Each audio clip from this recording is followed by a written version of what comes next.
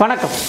Patent அப்படின்ற ஒரு வார்த்தையை சொன்ன உடனேவே நம்ம மனசுக்கெல்லாம் வரக்கூடிய விஷயங்கள் பெரிய machinery, technology, industries, Thomas Alva Edison, இந்த மாதிரி நிறைய விஷயங்கள் நம்மளோட மனசுக்கு வரும். ஆனால் வெறும் ஒரு சாதாரண ஃபுட் ரெசிபி இல்லை ஃபுட் ப்ராடக்டை கூட பேட்டன்ட் ரெஜிஸ்ட்ரேஷன் வாங்க முடியும் அப்படின்னு எத்தனை பேருக்கு தெரியும்? ஸோ இந்த வீடியோ மூலிமா நம்ம பேட்டன்ட்னா என்ன, எந்த மாதிரியான ஃபுட் ப்ராடக்ட்ஸ் இல்லை ஃபுட் ரெசிபீஸ்க்கு நம்மளால் பேட்டன்ட் வாங்க முடியும், அது மட்டும் இல்லாமல் ஃபுட் ப்ராடக்ட்ஸ் அண்ட் ஃபுட் ரெசிபீஸ்க்கு பேட்டன்ட் வாங்குறதுனால என்ன பெனிஃபிட், ஸோ இதெல்லாத்த பற்றியும் நம்ம டீட்டெயில்டாக பார்க்க போகிறோம். அது மட்டும் இல்லாமல் இந்த டீட்டெயில்ஸ் எல்லாத்தையும் நம்ம வந்து ஒரு பிடிஎஃப் டாக்குமெண்ட்டாக கிரியேட் பண்ணியிருக்கோம்.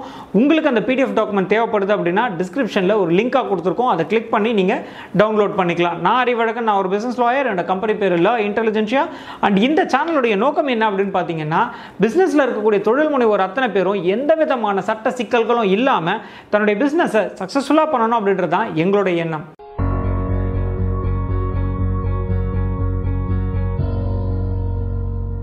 முதல்ல பேட்டன்ட் அப்படின்னா என்னன்னு பார்த்துடலாங்க. பேட்டன்ட் அப்படின்றது தமிழில் காப்புரிமை அப்படின்னு சொல்லுவோம். நீங்கள் புதிதாக கண்டுபிடிக்கக்கூடிய ஏதாவது ஒரு கண்டுபிடிப்புக்கு நீங்கள் மத்திய அரசாங்கத்துக்கிட்ட இருந்து வாங்கக்கூடிய ஒரு பிரத்யேக உரிமம், அதை தான் நம்ம பேட்டன்ட் அப்படின்னு சொல்லுவோம். ரொம்ப எளிமையாக சொல்லணும் அப்படின்னா, நீங்கள் ஏதாவது ஒரு இன்னோவேட்டிவாவோ இல்லை ஒரு புது கண்டுபிடிப்பு ஏதாவது கண்டுபிடிச்சிங்க அப்படின்னா மத்திய அரசாங்கம் இந்த கண்டுபிடிப்பு இவருக்கு தான் சொந்தம், இவருடைய உரிமம் இல்லாமல், இவருடைய அனுமதி இல்லாமல் வேற யாருமே இந்த கண்டுபிடிப்பை பயன்படுத்தக்கூடாது அப்படின்னு கொடுக்க ஒரு உரிமம் தான் நம்ம பேட்டன்ட் அப்படின்னு சொல்றோம். அடுத்து ஃபுட் ப்ராடக்ட்ஸ்க்கோ இல்ல ஃபுட் ரெசிபீஸ்க்கோ பேட்டன்ட் வாங்க முடியுமா அப்படின்னு கேட்டா கட்டாயம் வாங்கலாங்க. ஃபுட் ரெசிபீஸ் இல்லை ஃபுட் ப்ராடக்ட் அப்படின்றது ரொம்ப இனோவேட்டிவாக இருக்குது, அதில் வந்து இனோவேட்டிவ் ஸ்டெப் அப்படின்றது இருக்குது அப்படின்னா கட்டாயம் இந்த ஃபுட் ரெசிபீஸ்க்கோ இல்லை ஃபுட் ப்ராடக்ட்டுக்கோ கூட உங்களால் பேட்டன்ட் வாங்க முடியும். இந்த பேட்டன்ட்டில் நிறைய வகைகள் இருக்குங்க.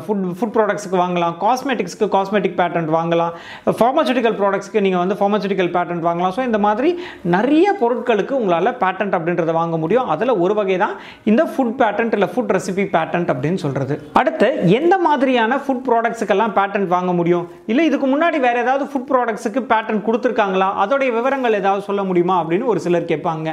ஸோ கட்டாயங்க நிறைய ஃபுட் ப்ராடக்ட்ஸுக்கு பேட்டன்ட் வந்து நிறைய பேர் வாங்கியிருக்காங்க. உதாரணத்துக்கு சொல்லணும் அப்படின்னு பார்த்தீங்கன்னா, ஒரு சில சிப்ஸ் வெரைட்டிஸ், அதாவது பொட்டேட்டோ சிப்ஸே வந்து பார்த்தீங்கன்னா முன்னாடிலாம் நார்மலாக இருக்கும், இப்போ இந்த லேஸ் சிப்ஸ் எல்லாம் வந்து பார்த்தீங்கன்னா ரொம்ப கிறிஸ்பியாக ஒரு இன்னோவேட்டிவ் டிசைன்லலாம் வந்திருக்கு. ஸோ அந்த மாதிரியான ஒரு கிறிஸ்பி சிப்ஸ் வெரைட்டியில் ஃப்ளேவர்டு சிப்ஸ் ஏதாவது நீங்கள் வந்து கண்டுபிடிக்கிறீங்க அப்படின்னா அதுக்கு பேட்டன்ட் வாங்க முடியும். டிப்டி வந்து பார்த்தீங்கன்னா முன்னாடியெல்லாம் நம்ம வந்து ஒரு டீ குடிக்கணும் அப்படின்னா டீ தூள் எடுத்து கொதிக்க வச்சு அதில் கொஞ்சம் பாலை ஊற்றி நம்ம வந்து டீ குடிக்கணும். ஆனால் அதுக்கே இந்த டிப்டி அப்படின்னும் போது ஜஸ்ட் வந்து நம்ம ஒரு சுட தண்ணியில் இந்த டிப்டியை நம்ம வந்து நினைச்சோம்னாலே போகிறோம், நம்மளுக்கு வந்து ஒரு பிளாக் டீ அப்படின்றது நம்மளுக்கு கிடைச்சிரும். ஸோ இந்த மாதிரியான ஒரு இனோவேட்டிவான ஒரு கான்செப்ட்ஸ் ஏதாவது இருந்ததுனாலும் அதையும் நம்மளால் பேட்டர்ன் பண்ண முடியும். அடுத்து வந்து பார்த்தீங்கன்னா சாஸ் வெரைட்டிஸ் இல்லை மயோனைஸ் வெரைட்டிஸ், ஸோ அந்த மாதிரி ஏதாவது ஒரு இனோவேட்டிவ் டேஸ்ட்டோட ஒரு டிஃப்ரெண்ட் டேஸ்ட்டோட நீங்கள் வந்து ஏதாவது ஒரு மயோனைஸோ இல்லை சாஸ் வெரைட்டிஸோ பண்ணுறீங்கன்னா அதுக்கும் வந்து நம்மளால் பேட்டர்ன் வாங்க முடியும். சாக்லேட்ஸ் எடுத்துப்போமே, ரொம்ப டேஸ்டியான ஒரு சாக்லேட் இல்லை ஒரு டிஃப்ரெண்ட் பேட்டர்னில் நீங்கள் கிரியேட் பண்ணக்கூடிய ஒரு சாக்லேட், அந்த மாதிரி விஷயங்களுக்கும் பேட்டன்ட் ஆல்ரெடி கொடுத்துருக்காங்க. அவ்வளோ ஏங்க ஃபுட் ரெசிபீஸ் எடுத்துப்போமே, நீங்கள் நார்மலாக பிஸா பார்த்துருப்பீங்க, ஒரு ஃப்ரைட் பிஸா அப்படின்னு ஒன்று இனோவேட்டிவாக கிரியேட் பண்ணுறீங்க, அந்த ஒரு விஷயத்துக்கு நம்மளால் பேட்டன்ட் வாங்க முடியும். இல்லைனா பாஸ்தாஸ் எடுத்துப்போம். பாஸ்தாஸ் வந்து ஆல்ரெடி வந்து நம்ம நார்மலாக பாஸ்தா பார்த்துருக்கோம், ஆனால் ஒரு கம்பெனி வந்து பாஸ்தாவே ஒரு லேயர் மாதிரி ஒரு கிட்டத்தட்ட ஒரு பேப்பர் மாதிரி கிரியேட் பண்ணியிருந்தாங்க, அதுக்கும் பேட்டன்ட் வாங்கியிருக்காங்க. ஸோ இந்த மாதிரி ஃபுட் வெரைட்டிஸில் நிறைய பேட்டன்ட் வந்து ஆல்ரெடி கொடுத்துருக்காங்க. அடுத்து என்னென்னலாம் கண்டிஷன்ஸ், அதாவது ஒரு food recipe or food patent வாங்கணும் அப்படின்னா என்ன மாதிரி அந்த ஃபுட் ப்ராடக்ட் இருக்கணும், அதுக்கு என்னென்ன கண்டிஷன்ஸ் இருக்குது அப்படின்னு பார்த்துடலாங்க.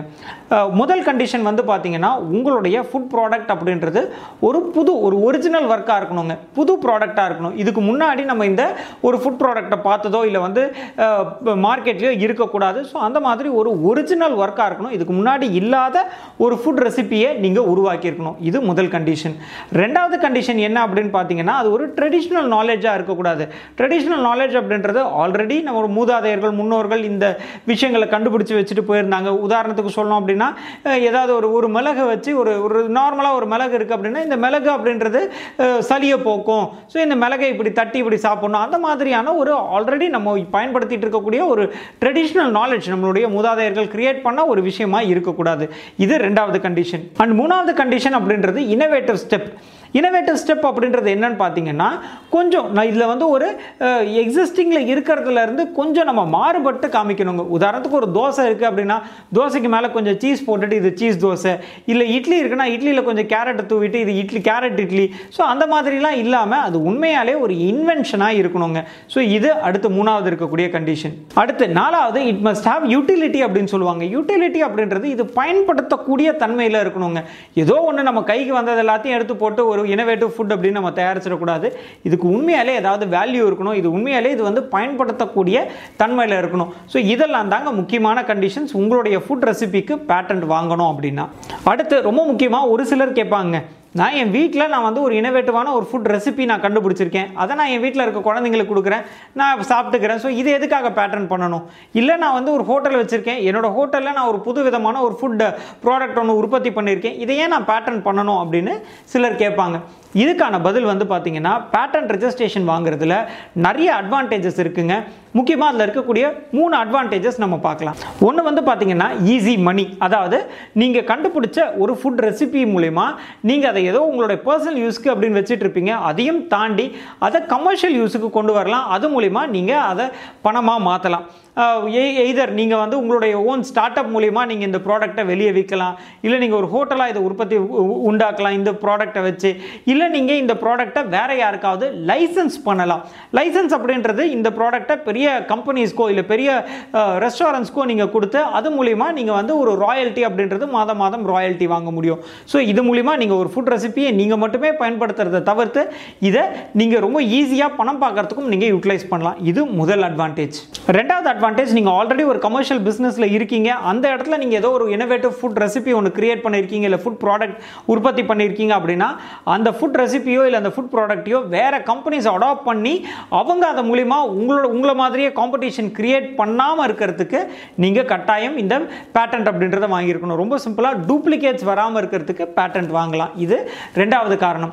மூணாவது காரணம் அப்படின்றது, இஃப் சப்போஸ் யாராவது உங்களுடைய ப்ராடக்ட்டை டூப்ளிகேட் பண்ணிட்டாங்க, இல்லை இதே மாதிரி சிமிலராக ஒன்று கிரியேட் பண்ணிட்டாங்க, அதை கமர்ஷியலைஸ் பண்ணுறாங்க அப்படின்னா அவங்கள தடுக்கிறதுக்கு நம்ம கோர்ட் அப்ரோச் பண்ணணும். அந்த இடத்துல இந்த பேட்டன்ட் அப்படின்றது உங்களுக்கு ஒரு மிகப்பெரிய ஒரு எவிடன்ஸாக இருக்குங்க. ஸோ இந்த மாதிரி காரணங்களுக்காக கட்டாயம் நீங்கள் உங்களுடைய ஃபுட் ரெசிபியை பேட்டன்ட் பண்ணிக்கலாம்.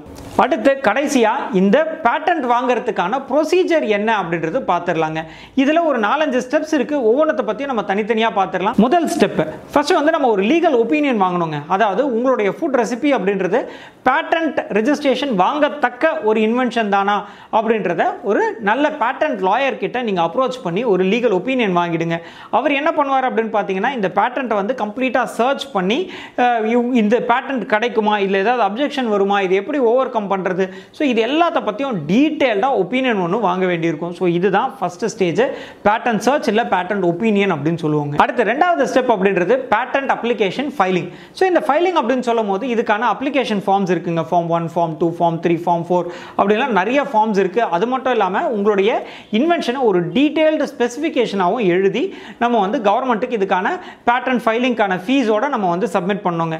இந்த பேட்டன்ட் அப்ளிகேஷன்ஸ் எல்லாத்தையும் கவர்மெண்ட் வாங்கிட்டு நம்மளுக்கு பேட்டன்ட் அப்ளிகேஷன் நம்பர் அப்படின்றத ஒன்று அலோகேட் பண்ணுவாங்க. இதுதான் ரெண்டாவது ஸ்டெப். அடுத்து மூணாவது ஸ்டெப் அப்படின்றது பப்ளிகேஷன்.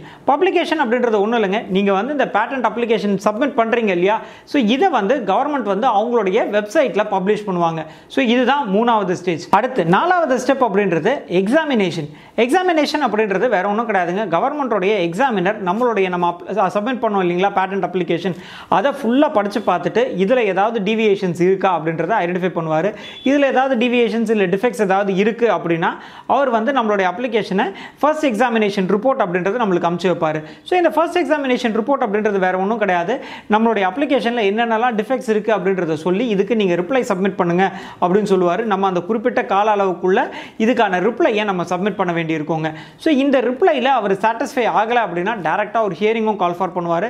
அந்த ஹியரிங்கில் நம்ம அப்பேர் ஆகி நம்மளுடைய தரப்பு வாதங்களை எடுத்து சொல்லலாம். ஸோ இது எல்லாம் கரெக்டாக முடிஞ்சிருச்சு அப்படின்னா கடைசியாக நம்மளுக்கு கடைசி ஸ்டெப்பாக இந்த பேட்டன்ட் அப்ளிகேஷனுக்கான ரிஜிஸ்ட்ரேஷன் சர்டிஃபிகேட் இஷ்யூ ஆகுங்க.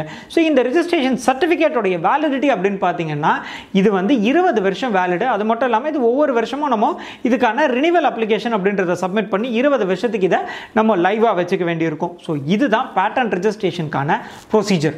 ஸோ இந்த வீடியோ மூலிமா நம்ம ஒரு ஃபுட் ரெசிபிக்கு எப்படி பேட்டன்ட் வாங்குறது, எதனால் ஃபுட் ரெசிபிக்கு பேட்டன்ட் வாங்கணும், ஸோ இந்த மாதிரி நிறைய தகவல்கள் பார்த்தோம். இந்த மாதிரி உங்களுக்கு பிஸ்னஸ் பற்றி, ரெஜிஸ்ட்ரேஷன்ஸ் பற்றி, லைசன்சஸ் பற்றிலாம் நிறைய தெரிஞ்சுக்கணும் அப்படின்னா எங்களோட சேனலை சப்ஸ்கிரைப் பண்ணுங்கள். நான் அறிவழகன், நான் ஒரு பிஸ்னஸ் லாயர். என்னோட கம்பெனி பேர் ல இன்டெலிஜென்ஷியா. நன்றி, வணக்கம்.